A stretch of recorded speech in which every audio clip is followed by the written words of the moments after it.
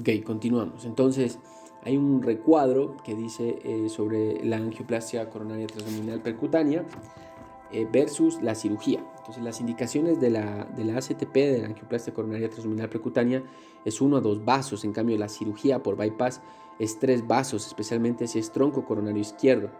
Tiene un beneficio mayor en disfunción ventricular y en pacientes con diabetes mellitus. Las complicaciones de la angioplastia coronaria transluminal percutánea son nefropatía por contraste, reestenosis coronaria que obligan a una reintervención y mayor riesgo de infarto.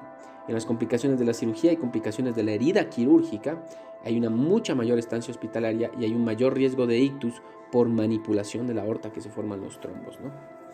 Bueno, ahora sí vamos a lo que vinimos, vamos a hablar sobre infarto agudo de miocardio, ¿no?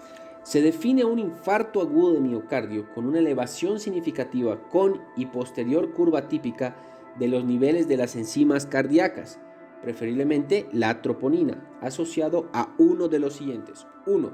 Clínica sugerente de isquemia. 2. Cambios electrocardiográficos sugerentes de isquemia, o sea, cambios significativos en el segmento ST, onda T o bloqueo de rama izquierda de nueva aparición. 3. Aparición de nuevas ondas Q patológicas en el electrocardiograma. 4. Evidencia en las pruebas de imagen de nuevas alteraciones de la contractilidad segmentaria miocárdica. Y 5. Detección de un trombo intracoronario en una autopsia o coronariografía. Se produce generalmente por la rotura de una placa inestable, rica en lípidos, con formación secundaria de trombo, que ocluye total o parcialmente la luz de la arteria coronaria, provocando un déficit de riesgo distal. Esta es la forma más frecuente secundaria a aterosclerosis. Otras causas, por supuesto, son la embolia coronaria, disección coronaria, un vasoespasmo por sustancias, por ejemplo, cocaína o ergotamina, iatrogenia, por una cirugía o intervencionismo percutáneo, e incluso causas extracardíacas que disminuyen el flujo coronario o favorezcan la trombosis, como por ejemplo un estado de hipercoagulabilidad, una anemia de células falciformes, inhalación de dióxido de carbono, etc. Bueno, vamos con la clínica, ¿sí? La clínica. La manifestación clínica principal es el dolor de tipo angor, pero más prolongado, intenso, que aparece generalmente en reposo. Este dolor no calma con nitratos sublinguales, frecuentemente asocia importante cortejo vegetativo. No raras veces los síntomas son atípicos en forma de dolor de epigastrio, en el infarto especialmente de localización inferior, como nos tocó con ese señor, disnea o síncope y sin dolor torácico previo. Este último es más frecuente en ancianos, mujeres diabéticos y en pacientes críticos posoperados. La exploración física orienta sobre todo a las posibles complicaciones. Generalmente desciende poco la tensión arterial dada la descarga catecolaminérgica. Si inicialmente el paciente se encuentra hipotenso, se debe sospechar complicación mecánica o disfunción ventricular. En la auscultación hay signos de insuficiencia cardíaca, crepitantes en la auscultación pulmonar, el tercer y el cuarto oído, hay posiblemente un desdoblamiento del segundo ruido, soplo de insuficiencia mitral, si hay afectación isquémica del músculo papilar.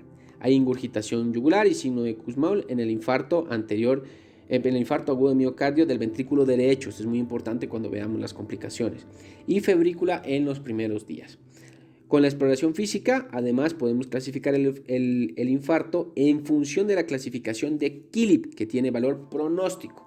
Entonces, el Killip 1 es que no tiene insuficiencia cardíaca.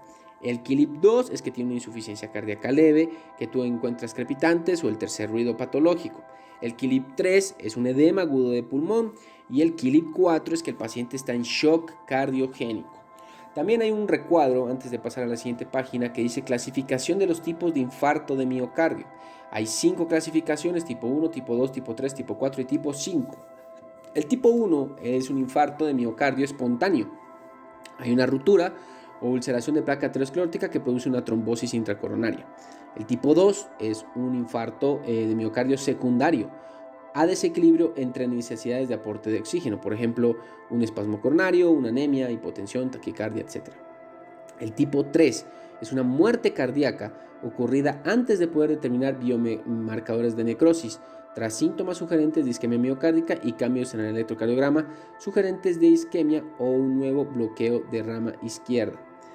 El tipo 4 es un infarto de miocardio tras tratamiento coronario percutáneo que es el 4A, o trombosis del stent, que es el 4B. Y el tipo 5 es un infarto de miocardio post cirugía de revascularización coronaria con bypass. Al parecer el 4 es más que todo relacionado con una angioplastia coronaria transluminal percutánea, y el tipo 5 es con la cirugía de bypass. Muy bien. Yo diría que los más comunes es el tipo 1. Pues, todo el mundo se muere de infarto espontáneo por la placa, pero bueno. De ahí, antes de empezar con las exploraciones complementarias, también hay un cuadro que dice la diferencia del infarto de miocardio entre jóvenes y ancianos. En el joven son los síntomas típicos, en los ancianos, especialmente los mayores de 75 años, son frecuentemente síntomas atípicos. Hay un dolor atípico, hay síncope, arritmias, así que hay que tener cuidado en eso, ¿no? Las características del infarto: en el joven es más frecuente el infarto agudo de miocardio con elevación del ST. El primer infarto es el de mayor tamaño. En el anciano, igual frecuencia del infarto de agudo de miocardio con elevación del ST que sin elevación del ST, o sea, es casi lo mismo. En el joven son menos frecuentes las complicaciones, en el anciano son mayor frecuencia de shock cardiogénico y de complicaciones mecánicas. Recuerda que las complicaciones mecánicas las vamos a ver mucho más adelante, en el que están las roturas cardíacas, las roturas de tabique, la insuficiencia, el aneurisma y el infarto de ventrículo derecho. Pero bueno, vamos con las exploraciones complementarias en el infarto agudo de miocardio. Entonces aquí tengo, por ejemplo, lo primero es el electrocardiograma, después tengo la analítica, que es más que todo el laboratorio, después tengo la imagen, y después, bueno, dentro de la imagen tengo ecocardiograma y gamografía de perfusión, y también la resonancia magnética cardíaca, creo que lo tengo por aquí. Bueno, vamos con el papá de los papás. El electrocardiograma es fundamental. Se ha de realizar en primer lugar y en menos de 10 minutos desde el primer contacto médico ante la sospecha de un síndrome coronario agudo. El infarto de miocardio puede manifestarse de dos formas. Puede haber un infarto de miocardio sin elevación del ST o un infarto de miocardio con elevación del ST. Generalmente en el infarto de miocardio sin elevación del ST es en forma de descenso del ST, como traductor corriente de lesión subendocárdica. Vuelvo y repito, con descenso del ST es lesión subendocárdica, no transmural, por oclusión subtotal de la arteria. Su manejo se explica en el apartado del escasez. Ya. El infarto de miocardio con elevación del ST, como su nombre se indica, se manifiesta en forma de elevación convexa hacia arriba del segmento ST, traduciendo de lesión transmural por oclusión completa de una arteria coronaria. Su manejo se explica en el apartado escasez. Bueno, ahorita al parecer solo es puro, o sea, sobre el manejo hay que verlo más adelante. Bueno, la evolución electrocardiográfica típica de los infartos agudos de miocardio con ascenso del ST es hacia la negativización de la onda T, con aparición de onda Q, de necrosis y progresiva normalización del ST. Si tras 6 meses posinfarto persiste elevación del ST, hay que sospechar el desarrollo de un aneurisma ventricular o región disquinética. El tiempo de evolución de los cambios depende del tratamiento y de cuándo se instaure el mismo. La localización del infarto agudo de miocardio es un dato muy importante por su valor pronóstico. Por ejemplo, un infarto agudo de miocardio anterior extenso tiene peor pronóstico que un infarto agudo de miocardio inferior estricto. Para localizar la zona del infarto agudo de miocardio mediante el electrocardiograma hay que conocer la cara que explora cada derivación. La cara lateral alta es D1 y ABL. La cara lateral baja es B5 y B6. La cara anterior es B2, B3 y B4. El septum es B1, B2. La cara inferior es D2, D3 y ABF. La cara posterior tiene descenso de ST en B1 y en B2 como imagen en espejo. Puede encontrarse ascenso en derivaciones especiales situadas en la espalda. Hay unos que son B7 y B8 que nunca los he usado. Y el ventrículo derecho también tiene unas derivaciones especiales que es B3R y B4R. Se localizan en los mismos espacios intercortales que B3 y 4, pero en el hemitórax derecho. Se deben realizar en todo infarto inferior, pero no los tengo. Bueno, vamos con la analítica, vamos con el laboratorio. Las enzimas miocárdicas que se determinan para el diagnóstico de infarto son la CPK y su fracción más específica, que es la CPK-MB masa, troponinas y nada más. Entonces, Se eleva a partir la CPK y su fracción más específica, la CPK-MB masa. Se eleva a partir de las 4 o 6 horas y desaparece en 48 a 72 horas. La CPK se eleva también en daño muscular, ejercicio, inyecciones intramusculares, hipotiroidismo, ictus, enfermedades musculares. La fracción de CPK-MB tiene mayor especificidad, aunque puede elevarse en situaciones de daño miocárdico no isquémico, una miocarditis, una cardiovección eléctrica, una cirugía cardíaca y algunas neoplasias malignas. Las troponinas son las más específicas de todas. Se elevan también a las 4 y 6 horas del inicio de la isquemia. Hay dos tipos, la tipo I y la tipo T. Permanecen elevadas muchos días. La tipo I permanece durante 7 días y la tipo T permanece elevada durante 14 días.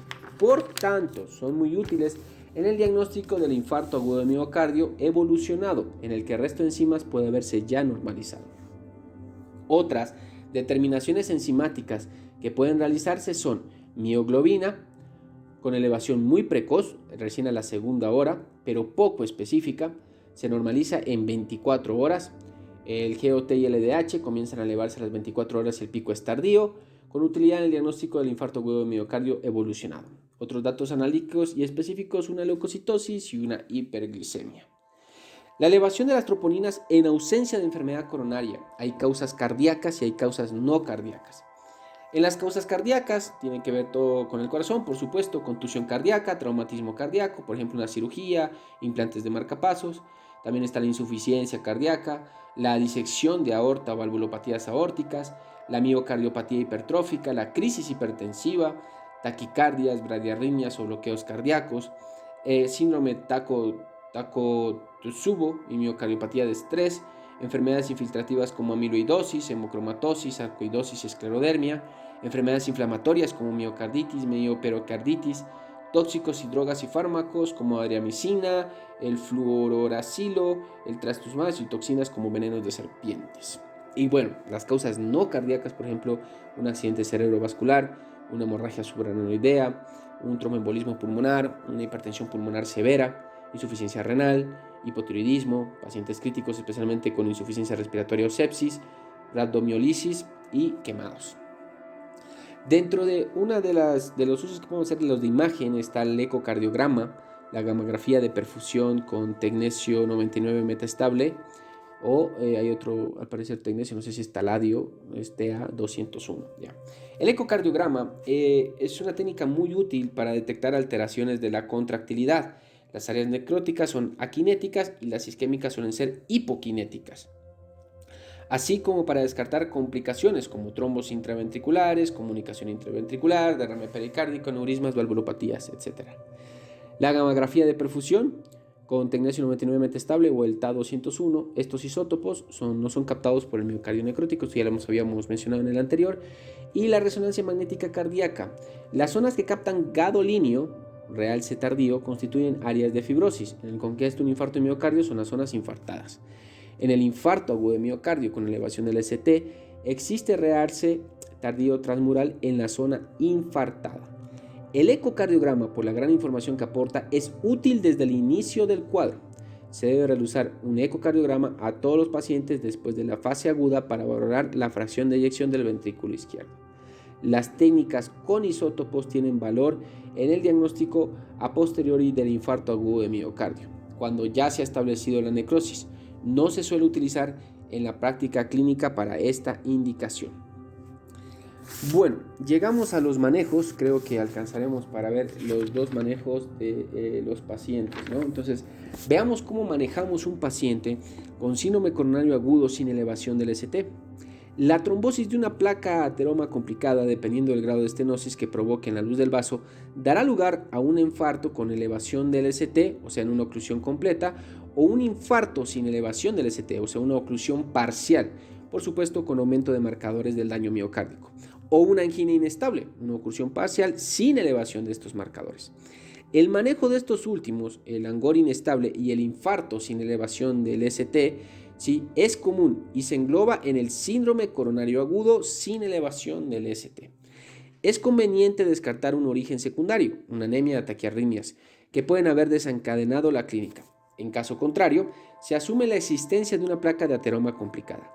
Dada la normalidad electrocardiográfica intercrisis, se debe realizar durante las primeras horas de ingreso electrocardiogramas seriados. En una valoración inicial se clasifica el cuadro clínico en escasez, o sea, sin elevación del ST de bajo riesgo o sin elevación del ST de alto riesgo. Son datos de alto riesgo, esto es muy importante. Alteraciones sugerentes de isquemia en el electrocardiograma, cambios en el segmento de ST o ondas T negativas muy profundas. Elevación de enzimas de daño miocárdico, troponina de alta sensibilidad. Se deben hacer 2 determinaciones de troponina inicial tras 1 hora o 3 horas, dependiendo de la mayor o menor sensibilidad de la troponina utilizada. Características clínicas de alto riesgo, por ejemplo, un paciente diabético, un insuficiente renal, alguien que tenga disfunción ventricular, que tenga una escala de Grace mayor de 140 puntos. Son datos de muy alto riesgo, una inestabilidad hemodinámica, una insuficiencia cardíaca grave en el paciente, por ejemplo, que tenga un edema agudo de pulmón o arritmias malignas, o una angina refractaria al tratamiento médico. Ahora, vamos con los de bajo riesgo. Los pacientes con un síndrome coronario agudo sin elevación del segmento ST de bajo riesgo deben ingresar a planta convencional de hospitalización. Una vez estabilizado, se realizará una prueba de detección de isquemia, sea una ergometría, una gamografía, un ecocardiograma de estrés o un ataque de arterias coronarias y se confirmará la presencia de isquemia. Se realizará coronografía en 72 horas para diagnóstico y eventual tratamiento. En función del tipo y número de lesiones, podrá hacerse una revascularización percutánea mediante una angioplastia coronaria transluminal percutánea o quirúrgica. En caso del síndrome coronario agudo sin elevación del ST de alto riesgo, es recomendable el ingreso del paciente en unidad coronaria y plantear actitud intervencionista directa con realización de coronografía precoz, o sea, en las primeras 24 horas. Se realizará coronariografía urgente en las primeras 2 horas si el paciente es de muy alto riesgo, o sea, si tiene una inestabilidad hemodinámica, si tiene una angina refractaria a tratamiento médico, si tiene una insuficiencia cardíaca grave, por ejemplo, con edema agudo de pulmón. En estos pacientes no es preciso demostrar isquemia porque en el cuadro clínico ya es patente. Siempre se deben tener en cuenta las características individuales de cada paciente que modifican la actitud en el manejo, pudiendo en pacientes de edad avanzada con enfermedad coronaria conocida de difícil tratamiento invasivo o alta comorbilidad, tomar una actitud conservadora en la que se administrará tratamiento antiisquémico y antitrombótico y solo se realizará coronariografía si reaparecen síntomas o signos de isquemia o ante prueba de detección de isquemia positiva. Importante recalcar que hasta ahorita no se ha mencionado en la que es sin elevación del ST la fibrinolisis. El manejo del síndrome coronario agudo con elevación del ST engloba aquellos cuadros clínicos con síntomas compatibles con isquemia miocárdica acompañados en el electrocardiograma con elevación persistente del segmento ST en mayor de 20 minutos o de bloqueo de rama izquierda de nueva aparición. En la práctica, el síndrome coronario agudo con elevación del ST es sinónimo de infarto agudo de miocardio con elevación del ST, ya que se acompaña en todos los casos, salvo rarísimas excepciones, de elevación de las enzimas cardíacas. Patológicamente se debe a una oclusión total de una arteria coronaria. La diferencia fundamental entre un síndrome coronario sin elevación del segmento ST es que en el síndrome coronario agudo con elevación del segmento ST se establece una estrategia de reperfusión precoz con importancia prioritaria en el tiempo para instauración de la misma. El tiempo es cantidad de miocardio salvado. Así, el máximo beneficio se obtiene en las primeras 3 horas, sobre todo la primera hora, siendo significativo hasta las 6 horas de inicio de los síntomas. La estrategia de reperfusión precoz está indicada hasta las 12 horas de evolución, inclusive puede considerarse en las primeras 24 horas. Más allá de las 12 horas de evolución, si el paciente permanece sintomático, se realizará una terapia de reperfusión, preferiblemente una angioplastia coronaria transluminal percutánea primaria. Si el paciente se encuentra ya asintomático tras más de 12 horas de evolución, se realizará una coronariografía precoz entre las primeras 24 a 72 horas y se valorará una angioplastia coronaria transluminal percutánea si procede, o sea, si es necesario. Tras 24 horas de evolución, no se recomienda realizar una angioplastia coronaria transluminal percutánea, ya que no existe evidencia de que suponga beneficio alguno. Vamos, esto es muy importante, la terapia de reperfusión. Consiste en repermeabilizar la oclusión coronaria, recuperando el flujo de sangre hacia los tejidos dependientes de la arteria ocluida, evitando así la necrosis del miocardio. Para llevarlo a cabo existen dos posibilidades: fibrinolisis y angioplastia coronaria transluminal percutánea primaria. En la fibrinolisis se administran fármacos con capacidad para alisar el trombo, el tenecteplase o el reteplase. En la angioplastia coronaria transluminal percutánea primaria se realiza un cateterismo urgente con implante de stent en la arteria ocluida. Ambas reducen la mortalidad, el tamaño del infarto agudo de miocardio y la pérdida de la fracción de eyección del ventrículo izquierdo, así como las complicaciones. Durante la realización de las mismas pueden ocurrir arritmias de reperfusión, ritmo idioventricular acelerado o RIVA, que no ensombrecen el pronóstico, tan solo indican que se ha recuperado el flujo arterial hacia las zonas isquémicas. La elección entre una y otra depende de múltiples factores, desde el tiempo de evolución de los síntomas hasta las posibilidades de cada centro para realizar la angioplastia coronaria transluminal percutánea. En general, la angioplastia coronaria transluminal percutánea primaria ha demostrado mayor tasa de repermeabilización de la arteria, mejorando así el pronóstico de los pacientes junto con un riesgo de complicaciones mucho menor. Por ello, hoy en día es la terapia de reperfusión de elección. Se prefiere la angioplastia coronaria transluminal percutánea primaria a la fibrinolisis siempre que sea posible realizar la técnica en menos de 2 horas. Si la técnica está disponible en nuestro centro o si es posible trasladar al paciente en este tiempo a otro centro que la pueda realizar, y con cualquier margen temporal si existe contraindicación para fibrinolisis o shock cardiogénico. Fuera de estas dos situaciones, si el tiempo estimado para realizar la angioplastia coronaria transluminal percutánea primaria es mayor de 2 horas, debe procederse a fibrinolisis. Tras la administración del fármaco, se valora si la fibrinolisis ha sido efectiva. Se considera que ha existido reperfusión y que por lo tanto la fibrinolisis ha sido exitosa cuando desaparece el dolor y desciende el ST por lo menos mayor al 50% en 60-90 minutos. En caso de éxito de la fibrinolisis es frecuente que aparezcan arritmias de reperfusión y un pico precoz de troponina.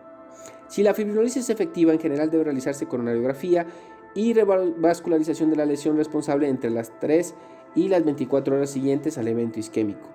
En caso de no reperfusión tras fibrinolisis o reoclusión, debe practicarse una angioplastia coronaria transluminal percutánea de rescate. Si no se dispone de laboratorio de hemodinámica en el centro, se procederá al traslado del paciente a un centro con dichos medios de forma urgente.